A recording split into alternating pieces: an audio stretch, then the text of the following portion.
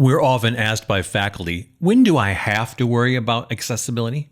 But we're constantly trying to reframe that question to when is the right time to consider accessibility? When someone asks, when do I have to do something? It sounds like a chore. And we need to reframe this question because accessibility isn't a chore. It's an opportunity. When we change our vocabulary from worry to making it a consideration, we realize that accessibility is necessary for some people, but it's beneficial for all. And ultimately, the question is about being seen as inclusive and not exclusive. Granted, without knowing specific needs or having a request, we'll never be able to address every issue, but that shouldn't be an excuse to ignore, or better said, actually create obstacles. Even equating accessibility with usability is reductive, and when we think of this as accommodating someone in the future, we're actually adding insult to injury. Because as Melissa Green states in her webinar on universal design for learning and accessibility, when we approach it as accommodating someone, we place the burden on the individual student who must disclose their disability and navigate systemic barriers to receive the adjustments necessary for academic success. In fact, she argues that we're likely unaware of the number of current students in our courses who don't want to be singled out by identifying a need or reporting a disability.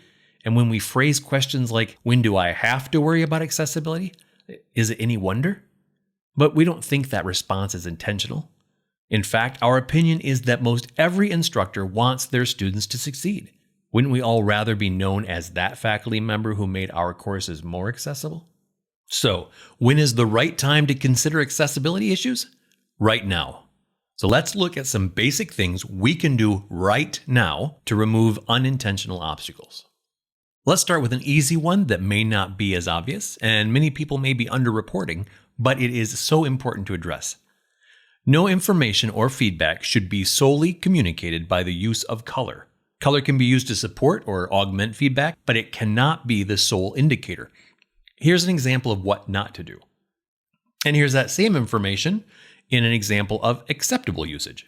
See how in the first instance, if you weren't able to distinguish between certain colors, you'd be lost to understand the purpose of the use of color, or that it was even used. So how would you manage if the same example was provided to you this way?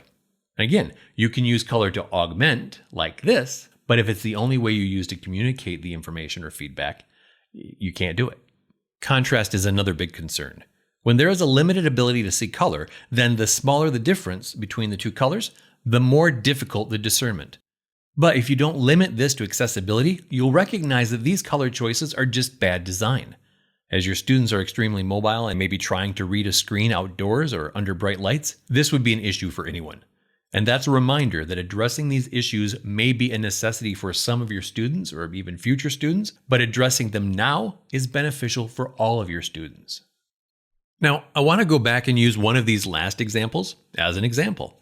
Remember when I said, here's an example of what not to do?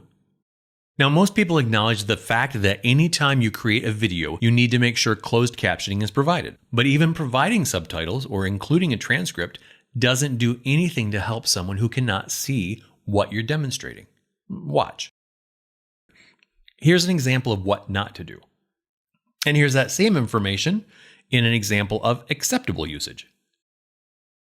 When you're creating videos, whether they're welcome videos, demonstrations, or even just a basic lecture that's been recorded, you have to be aware when you're saying things like, you can see right here, or you'll want to extend the bandage at least this far past the wound. Right here? This far? How far is this far to someone who can't see what you're doing? And again, this isn't merely an accessibility issue. You're going to have plenty of students who may want to just listen to your video lecture in the background while maybe they're working on the yard or making dinner. Now, I recognize that you want their undivided attention, and maybe you'll have it the first time through. But what about the second or the third time through? Or when they're listening to it during a commute? Assume that whatever you're describing, they're only able to hear. And of course, the same thing goes the opposite way. There'll be times when whatever you're describing, they're only able to see. Are there visual equivalencies for whatever you may be verbally describing? There need to be. Additionally, we really need to consider everything we create as though it's viewed through a screen reader. Like we're still seeing old handouts or scans from a book that are no longer in circulation, and we have to consider, is the scan clean? I mean, are there tons of artifacts that make it indiscernible to a screen reader? Is it an accessible PDF that can be read? Or is the screen reader perceiving the scan with text on it merely as an image? And speaking of images, do you have alt text? If you supply a graph or a table or a picture that demonstrates a process or identifies a condition, whether online or in a Word doc or PDF, would someone who couldn't see the image have the same level of description? Is that image merely decorative or does it communicate content? Any image that is for the purpose of conveying information needs to have alt text. Heading Level 2, an example of alt text. Lorem ipsum dolor situm et, consectetur dipissing elit. Morbian sagitus X.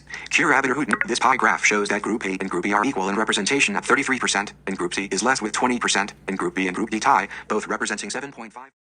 And would a screen reader be able to identify priority or progression? This slide may be very stylish, but if a screen reader is attempting to communicate the information, will it make sense or jump around out of order? You are currently on an image inside of a page. Image. You are 5 steps to. You are current 5. This one 4. Alt text. Accessibility. 3. Visuals 2. Contrast. You are image. So maybe in this set, making this part an image instead of text might be a better way to go. But again, you're still going to need alt text.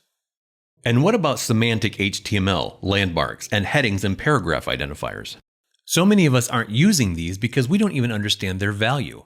But if somebody is wanting to easily jump around with a screen reader and either progress just through the headings or skip over items, like not constantly hearing the same navigational menus every time they advance a screen or module or slide, if you're using landmarks or headings, the person using the screen reader is able to more easily navigate quickly through the content.